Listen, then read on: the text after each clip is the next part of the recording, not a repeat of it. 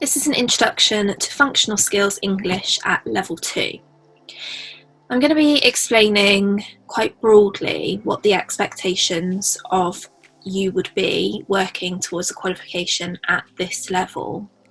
Whilst there might be some differences between different exam boards, generally speaking, what I'm going to talk through now is what is going to be expected of you through the duration of a functional skills level 2 English qualification. So at this level and for this type of qualification, you will be assessed for 3 different components. There will be speaking and listening, reading and writing. The likelihood is, for speaking and listening, you will have 2 assessments, 2 spoken assessments. One of those will be an independent presentation, and it's likely that you will have a lot of choice about the topic of that presentation. And this will be watched by a small audience, likely to be of your peers, and there will be a formal question and answer session that follows on from your presentation. Secondly, it's likely that you will have a slightly longer formal discussion between you and 3 or 4 of your peers. Whatever the topic is for this discussion, so the second speaking and listening assessment, is likely to be set by whoever is leading your course. The reading aspect of the qualification will be an external exam, which is likely to last about an hour and a quarter. Of course, timings for exams can vary, so if you're entitled to extra time in an exam, absolutely you would get slightly more time than that. But generally speaking, at this level, slightly over an hour is what I would say is to be expected. You will have a range of multiple choice questions for your reading exam, and then you will have some shorter and slightly longer questions that require you to write more openly. So nothing at all like an essay, but much shorter responses where you are forming fuller responses in complete sentences. And then the writing section of the qualification will also be an external exam. The likelihood is that the reading and writing exams will be equally weighted, so you will get the same amount of marks roughly for reading as you will do for writing.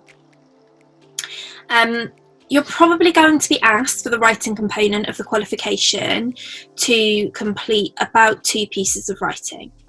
Possibly 3, but it's most likely that you'll have about 2. And you'll be marked for both your technical accuracy, so spelling, punctuation and grammar, as well as your ability to organise your writing, so things like your use of paragraphs and the content that you are able to create for it. So that's 3 different components of the qualification, 2 exams and 2 spoken assessments. I'm going to speak in a bit more detail about what the exam board expects from you in those 3 different components. In a broad sense, it is expected that across those 3 components, you are able to be accurate in the tasks you are asked to complete, that you can be appropriate in your selections of vocabulary, structure, formality, for example, and that you can be effective in your means of communication. So being effective might be that rather than just stating facts as a part of a discussion, you are able to work out which pieces of information are most likely to persuade your opponent to agree with you, rather than just reeling off any appropriate information that you have. So, speaking and listening. Ultimately, what any exam board at this level will want to see is whether or not you can identify relevant information and lines of argument from extended conversations or presentations. So, are you able to summarise the key points of something that you've listened to? They will also want to see that you are able to take turns. So not only that you are able to wait your turn to speak, certainly that you are able to listen to other people's full input before speaking and saying what you would like to add to that conversation. They'd also like to know that you're able to use language appropriately to make interruptions or interjections. So sometimes, often actually, it is the case that when you are a part of a discussion in spoken language, people don't, I'm trying to think how often it happens in a discussion, but you don't really tend to say all of your thoughts from start to finish without any other engagement from anybody else. But there are ways that are right and proper to make an interruption in what somebody is saying, whether that's to seek clarification or to ask for additional information. Which leads me on to another of the skills that you're assessed for. The exam board will want to see that you can ask appropriate questions, that you are able to seek clarification, to ask for more examples, to question what your peers are saying. Sorry about the dog barking there. They'll also want to know that you can answer those types of questions. So if you are asked quite a detailed question, the expectation would be that you can respond to that question with significantly more than a yes, no, or maybe. The expectation is that you can answer questions and talk at length while staying on topic. It's expected that when you make your own contributions to a discussion, that they are of course appropriate and that they are focused on the content of the discussion that's being held or the presentation, whatever form of speaking is being assessed, and that they are linked to those things that have come before in the conversation. Sometimes, especially when you are leading an argument or trying to be persuasive in your speech, it may be the case that you want to steer the conversation away from a point that somebody else is making. And at this level, the examiners would like to see that you are able to do that, but it needs to be done carefully and accurately. You cannot just dismiss somebody else's point and then introduce something that is unlinked. It needs to be that steering, that you move in a clear and coherent manner from one topic to another. They would like to see that you can take control in a conversation, and like I said, that could be from steering the conversation in a certain direction. It might be making changes to the topic or the direction of the conversation based on the purpose of the task you've been given or the audience that you have. So you might know, for example, that the person or people in your audience have certain opinions or beliefs, and so you might try and steer a conversation in a direction that links to those, to make sure that, again, if you're trying to persuade or argue a point, to make it more likely that your audience is going to lean towards you and your arguments and ideas. The other thing which is implied in everything that I've said so far is that you're able to follow a discussion and understand it. So you should very much be an active part of any speaking assessments. It's expected that you will be able to engage regardless of the topic. So if it's something that doesn't particularly interest you, you should nonetheless be able to add information and share opinions and feelings. But that's essentially it for speaking and listening. You need to be able to be involved in a conversation. You need to be able to share ideas and understand what is being said, and make sure that you stay a part of that conversation rather than dominating it by not taking turns appropriately or by trying to keep changing so that you're able to talk about the things that interest you rather than the things that are a focus of the assessment. Okay, so as I said previously with reading, it would be expected that you will have an exam that is about an hour and a quarter, so approximately 75 minutes. And it's likely that you'll be given a range of questions to answer, some that are multiple choice, but quite a few shorter and slightly longer responses that require you to write at a little more length. You will be given, in all of your preparation and in your assessments, a range of both quite straightforward and more complex texts on varied topics and at varied lengths. So there won't be a set length that you could expect to encounter or a set topic that you could expect to encounter when it comes to your exam, and you should be prepared to read texts and answer questions on a range of different ideas. It's important that you are able to engage with texts that give instructions, that are describing things or explaining things or being persuasive in nature, so that you're confident in handling and engaging with a range of different text types.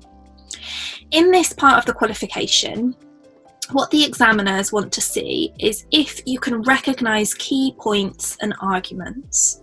You'll notice as I read through this, there's a lot of similarities in the skills that are assessed when it comes to speaking and listening, because both of these components are assessing your ability to engage with information in some form and respond to it appropriately.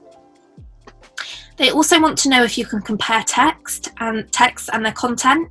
So if you were to look at two newspaper articles about the same topic, would you be able to make links between how those two texts talk about the topic in similar or different ways?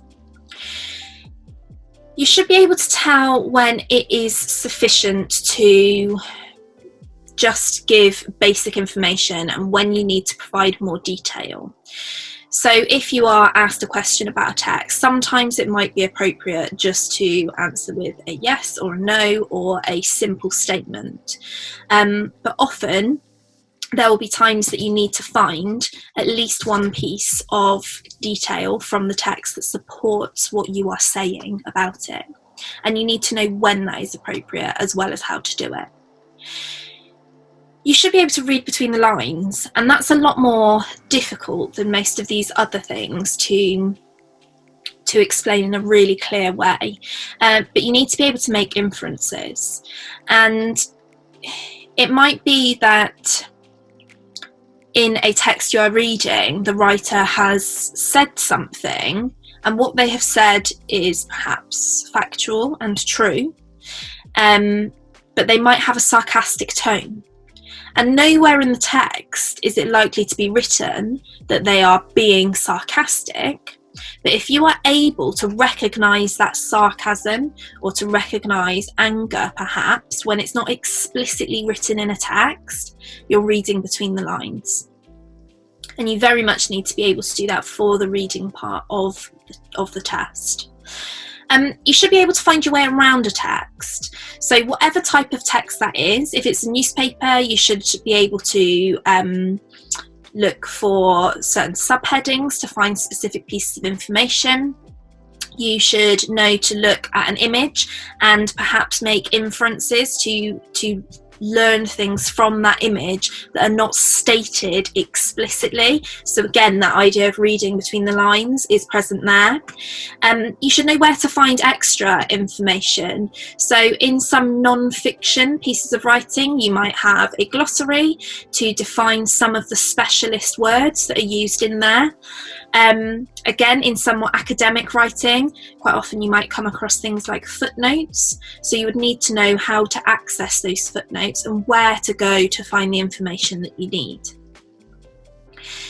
You should be able to tell the difference between a fact and an opinion, even those facts that are so often cleverly disguised to seem, or said the wrong way round, even those opinions that are so often cleverly disguised to come across as if they're facts.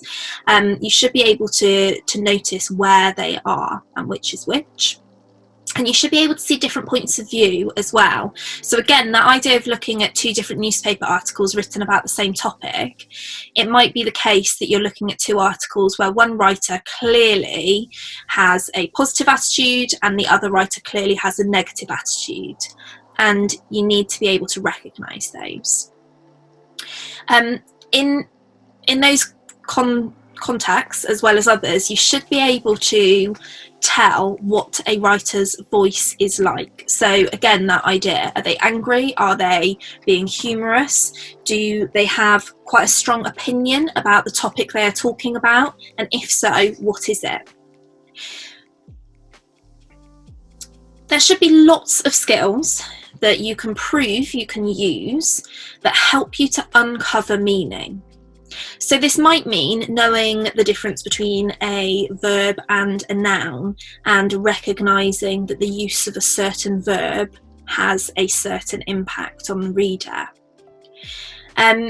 It might be being able to make an intelligent guess about the meaning of a word that is new to you. We all have situations where we come across vocabulary and think, I've never seen that word before.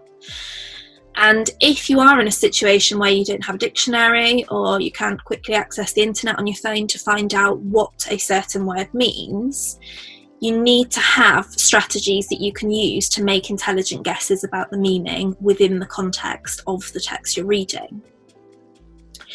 You should be able to look at a text and find clues that help you to understand what type of text it is. So if you're constantly being told in a text, you must do this, you must not do that, you might know that those imperatives, you must do this, you must not do that, are something that you would expect to find in an instructional piece of writing, for example. You should be able to read and understand certain specialist vocabulary. Obviously, you won't be given vocabulary that is so specialist in your exam that it's something that only people working in certain sectors would understand. So I wouldn't expect you to be given lots of technical vocabulary, but there will be vocabulary that is specific to the topics you might be reading about that it's reasonable for the examiner to expect you to understand. And you should be able to use what you know about punctuation to help you to understand texts, even if that is as straightforward as recognising that because something in a newspaper article is in speech marks, that shows you that it is something that's being quoted. It is something that somebody has actually said and it is their specific words. Knowing something like that can help you to make lots of inferences about a piece of writing. And finally then, writing, the third component of the functional skills qualifications. This would be assessed in one exam, which would probably be about an hour, and you're likely to be able to gain a similar amount of marks for the writing part of the exam as you are for reading. Again, the likelihood is you're going to have about 2 writing tasks that you need to complete. And the reason for that is that the examiners want to see that you can write in a different range of purposes and forms. So they wouldn't just want to give you perhaps a letter to write, because they want to know that you can do lots of different things with your writing. The likelihood again is that just under half of the writing assessment is going to assess technical accuracy, so spelling, punctuation and grammar. As with reading, it's expected that you'll be able to write, as well as read, a range of straightforward and more complex texts.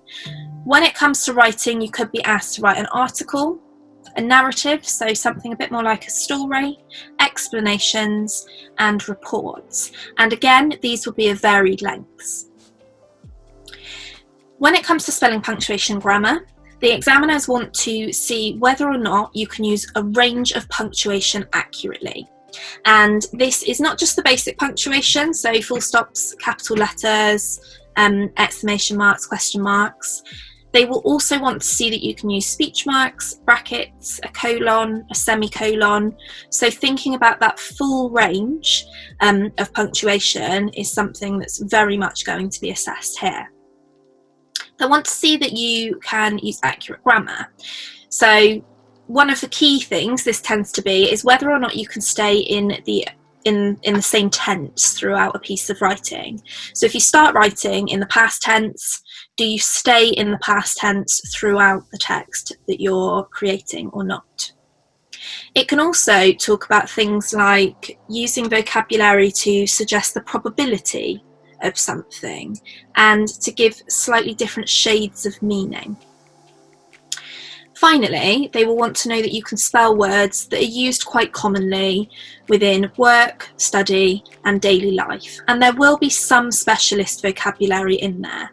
But again, that's not going to be things that are so specialist that you would need to have studied for years and years in that certain area to know that language. It's things that we can readily expect to come across in day-to-day life. The second aspect of writing that you are assessed for is content and organisation. In summary, what the exam board want to see is that you can write clearly, coherently, and effectively. And I would say that writing effectively is the highest level of those three things. So they want to see if you can use paragraphs and if you can use those accurately in your writing. Can you organise everything that you write in a logical way? Does your writing have a clear beginning, middle, and end? They will want to see that you can write in accurate sentences, so including simple, compound, and complex sentences, which does mean that you need to be able to use commas accurately as well. They will want to see that you can vary the way you write for your purpose, audience, and the form you have been asked to use. So making sure that you use the appropriate level of formality, varying the way you structure your text so that they're suited to the task and audience, and varying your use of vocabulary. And they will want to see that you can use other appropriate organisational features. So it may or may not be appropriate to use a heading and subheadings, or bullet points, or captions and a suggested image. But they want to know that you can choose what is appropriate for the task you've been given. And finally, they want to know and see evidence of the fact that you can write at the appropriate length and level of detail for your purpose and audience. So if you were asked to write a letter to a local MP about funding for schools, it would be expected that you would write quite a few detailed paragraphs to talk about the different key ideas involved in that. So, in summary, for Level 2 functional skills in English, you will be assessed for 3 components: speaking and listening, reading, and writing. You'll have 2 speaking assessments, which will be done with other people who are studying along with you, and 2 examinations. And yeah, overall, basically, the examiners want to see that you can communicate and understand written communication, and that your communication is clear, that it makes sense, it's sufficiently detailed, it's relevant, it's easy to understand, and that at times you can make choices so that your communication is particularly effective, and you can recognise where other writers are doing this too.